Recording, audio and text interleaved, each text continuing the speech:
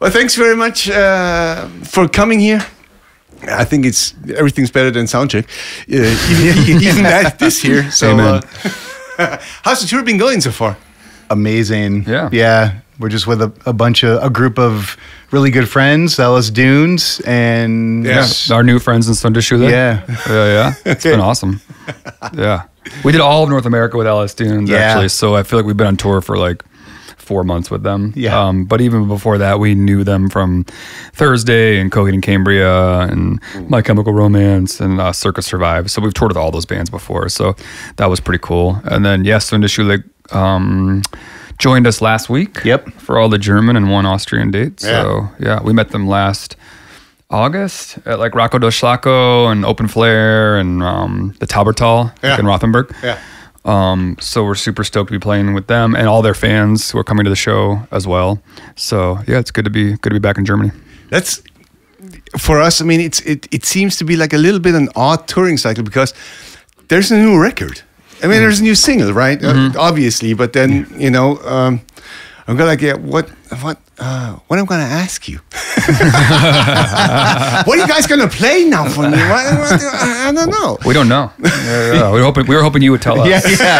It's roll the dice. Yeah. But now since there's new music out, I mean, there must be more coming soon, I guess. Yeah. Mm-hmm. Yeah. Wait, maybe. How soon is now? No, that's the other way, Chris. How soon? I don't know. Soon. This year. Soon. Yeah. This year. This year is not soon. 2025. Well, Nod is out now, and then we hope to get you some more new music as soon as possible. And in the meantime, we're just gonna keep playing shows and that kind of thing. Yeah. But can you tell us like just a slight little thing about the new record? Is it tending more towards satanic black metal or just death metal? I don't know. Is it anything? Any? We don't know what you're talking about. Yeah, we can't confirm nor deny anything that you're saying. Okay, you can't. Well, you have to kill me if you say something. Yeah, right? Yes, exactly. Yeah, we could tell you, but we have to kill you. Yeah. Basically, it means you don't know anything. What's going to happen? This is somewhat true at any time in the last 25 years of Rise Against. That's a good basic statement. But I will tell you this. Yeah. We've been very busy since the end of the Nowhere Generation tours, writing songs, recording songs, and we can't wait to get them to you, and you'll have them soon. So, and in the meantime, enjoy Nod. Tell us something about Nod. Nod is the first of a lot of songs that we wrote, and it came together like pretty quickly. I think of Nod as like at its essence is pretty traditional Rise Against, but we chose a different production team this time around. Most of Rise Against records are recorded in Fort Collins, Colorado, at a studio called The Blasting Room with producers named Bill Stevenson and Jason Livermore. Bill, people will know from Black Flag, Descendants, he's an amazing punk rock legend and responsible for 6 of the 9 Rise Against records. So if you've heard Rise Against, chances are you're hearing us through that studio. Yeah. We decided to take songs to somebody totally outside the box, which ended up being a woman named Catherine Marks, which is a Grammy award-winning producer who people will know from things like Manchester Orchestra, St. Vincent, Boy Genius, but also Frank Carter and Frank Turner, our 2 favorite Franks. Yep. Why her? Why did you pick her? I think there was something about the heaviness of like some of the Manchester Orchestra records, but also because there couldn't be almost a further opposite than like Bill Stevenson, Jason Livermore, The Blasting Room. Yeah. It was like Bill and Jason do the best version of what they do. We don't want to go with somebody that's competing with them because Bill and Jason are already friends and they do a great job. Catherine was like, I would say only kind of vaguely familiar with Rise Against. Oh, yeah. Which ended up being like sort of, it fell into the pro column instead of the con column because she didn't come to the band with any sort of like pre-existing baggage about what we should sound like, what our fans expect us to sound like, what we expect us to sound like. Like she came at it like, here's 4 guys in a room playing music and I'm hearing it for like the first time right now. And here's how I hear it. And here's how I think it should be presented. And I think the outcome is a song like Nod, so people will hear what I think is like pretty traditional Rise Against, but through her lens, it's going to sound like different than say a previous Rise Against record. That's Yeah. a risk as well, isn't it? It's a risk as well. Yeah, yeah. And she's all about capturing everything live. You know, she wants to capture that energy in that moment. She doesn't want to. She didn't like fussing around too much with going over a part for 2 days or whatever. She wanted to capture that ball of energy that is Rise Against, and just move on, And that was a little uncomfortable at first because we were like, well, wait, we could do this. She's like, no, it's perfect. Yeah, because a band could risk like putting everything under the microscope so much that you kind of sterilize the record, And I think we've been guilty of doing that sometimes, And this was far more loose and raw and more about like the energy, which, like Joe said, took us a minute to get comfortable with, because we were like, no, let's put it under the microscope, and she was like, no, just what you just did is perfect. Let's just keep that. Oh, I'm kind of curious now. I guess you are too. Yeah, we are too. So, if you have like, well, I presume you're going to play Not Tonight, obviously. I mean, otherwise, That's the plan. But what else is there in your set list where fans will go like, oh, I haven't heard this in a long time, or is anything special or anything? Just like the greatest hits of the greatest hits and. Yeah, I mean, the gold records. We're doing the 3 set lists. Yeah, so we're doing 3 sets that kind of span our career, just so there's something for everybody. And after being a band for 25 years, there's songs we wrote 20 years ago that maybe we've forgotten about, and we're like, oh, this is actually a pretty good song. Like, let's bust it out, Okay.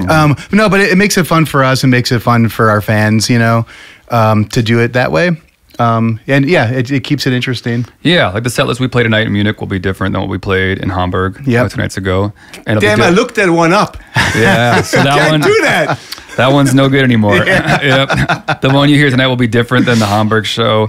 It'll be different than the Dusseldorf show. All right. So I think that gives people it gives us a chance to really play more of our songs, which is just fun for us personally, and not making every night exactly the same. But it also gives different cities like a bit of a different experience, So, yeah. So I expect I expect like Dungeons, Dragons, and Fireworks to all of those songs. 100%. All of it, yeah. Yeah. Joe upside down, on fire, like all those things. We did bring out some big party tricks for Germany, actually. We did. Specifically for Germany. Stuff that we did not do in the rest of Europe, so. Oh, yeah. I'm curious now. Tell me something about what's it like to live in the United States of America right now. We've been here. Because you guys are the first here. We've been here while the world burns. Yeah, we're hoping that Germany will take us in. And we can just live here in Munich for a while. Doesn't it make... As bad as it is, and we see it as bad too, I guess most of us. Doesn't it make the community stronger? Like the ones that go like, I've noticed that, you know what I mean? It sort of like sharpens the blade a little bit. Like it sort of hones the mission.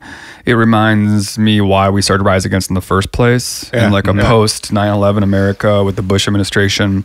It reminds me of like that era. It makes you hear the songs differently. It makes people come to the shows in a different way. Like, I like to think that people come to our shows no matter what, but there's something about people coming to our shows now where they're like, they need it. They need to be at the show, like under the same roof with like-minded people who are concerned about the future of the world. And we're concerned about the future of America and the future of the world. And, a Trump White House is a disaster. It's been a disaster every single day it's been there, Lots of sad things are happening, you know what I mean? Lots of things that make you really angry. And so this is the kind of era that our band was built for. You know what I mean? This is what we were made for. This is why we're here.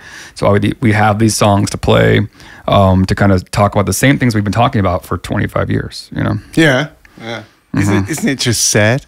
Oh, yeah. That those lyrics still hold, Yes, through. yeah. You hope that you work yourself out of a job. You know what I mean? I hope, you know what I mean? I hope to live in a world where our songs are completely irrelevant. And that nobody buys one of our tickets and listens to us anymore because we were singing about problems that were solved. You know what I mean? But that won't be this year. No, I guess not. But tell me something, because I'm really interested in this. This is, you're talking or you're speaking for the band. What does this do to you personally? how does your personal life change because of because the political situation has changed? We're not here in Germany. We're not there yet. Right. So thankfully, right. I don't know if it's ever going to happen, but right. Yeah. Let our election be a warning for your upcoming election. Yeah, but do you feel differently when you walk out the door and do whatever stuff you do in the everyday life? Is the everyday life, has it changed? Yeah. I mean, I guess to answer your question, like you walk out of your door into an ecosystem of like a lot of anger. You know what I mean? Like a lot of the things in the news are enraging you. People are divided. You know, what's happening in America tends to be contagious, and it spreads across other borders. You know what I mean? And so that kind of stuff is it makes you concerned. You know what I mean? People look at you differently as Americans because they're watching the news and they're angry about it, and they should be angry about it. You know, so it affects everybody. You know what I mean? It's definitely concerning. Well, there's one good thing to it. You know, you can take a bath in the Gulf of America now. That's okay. It's actually the Gulf of Rise Against. It was renamed this morning. It's the Gulf of Rise Against. I haven't looked up Google. Yeah, I gotta check it's true. Yeah, we just did it. Yeah. Something. I guess you can just do it. So. Oh man. I know it's really hard. So you guys gonna be touring for you're permanently on the road now this year, I guess. Yeah, there's a lot going on. Yeah, coming up. We have South America with what's a festival, like 3 festival shows with like Offspring and Sublime. They're on the bill as well. And then we tour the States with Papa Roach. Yeah. So that'll be fun. They're a good bunch of guys, and we've known them for a long time, so it'll be fun. And if you weren't already sick of us, we're coming back to Germany. Right, of course, man. So it might be Rise Against Overload, Overdose. You're playing Ring in Park, right? Yes. Yeah. Does all the festivals? You played pretty much every festival. Is there a difference in those festivals? And when you're there, do you actually feel it? Or do you go like, every stage is the same, it's indoor, outdoor, whatever? I'll tell you the first time we played Rock am Ring in Rock am Park, I was of the opinion that these festivals are all kind of the same. Yeah. And I wasn't aware of like the lore of like Rock am Ring. And I remember walking on that stage kind of with that attitude, just being like, this will be another fun German fest. This will be great. Yeah. And then I walked, and I didn't see the stage before the show. So I just walked onto the stage after like eating lunch and just like, all right, here's a show. And I just looked out. And so to answer your question, yes, it's different. And I experienced that in real time. Like, holy shit, this is different. Like, this is different than everything else happening. And that's how I felt ever since. Yeah. Like, I think that when we played there, I don't remember what year it was, maybe 2009 with Rammstein. Yep. That show, just that show alone, I feel like changed our relationship with Germany. It was a great show. People were really cool and very receptive.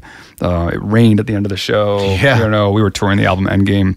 And like, whether it was a coincidence or not, everything after that started to like sort of click into place with our band in this country, And so we've been back, I don't know, at least once, maybe twice since. Yeah. So, but it's a special place for sure. That's good. So is there anything, after all those years, anything where you said, we haven't done this yet? This is something we have to do. Is there a bucket list? Is there a Rise Against bucket list? Except playing for and with Sepultura for the last game. Well, that'd be fun. Is there anything where you go like, we haven't done this one yet? We don't have our own plane. Why don't we have our own plane? We got to get our own bus first. The different countries for sure. You know what I mean? Yeah. Like getting to places that we've never played before, So I feel like there's still one left. That list is small, but we haven't been to Thailand. You know what I mean? Yeah. We haven't been to China. We haven't been to India yet. There's a handful of places like Kuala Lumpur, what I mean? Like that have asked us to come, and we just for some reason or another. We haven't been to Greece. We haven't been to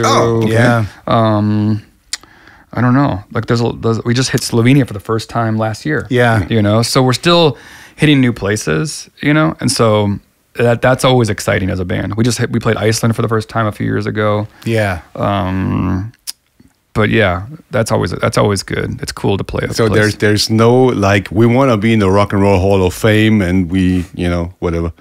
I mean, we grew up in the punk and hardcore scene. So like none of the bands we grew up with ended up in the Rock and Roll Hall of Fame. You know what I mean? Pistols did. Yeah, it's a hardcore, but still, right. But like until they're putting Minor Threat and Black Flag in there, you know what I mean? It's okay. We're okay sitting outside of those walls. Bad Brains were nominated. Oh yeah, that's right. But maybe Bad Brains will get in. They would be out of all of them. Yeah, right. I have no further questions, Johanna.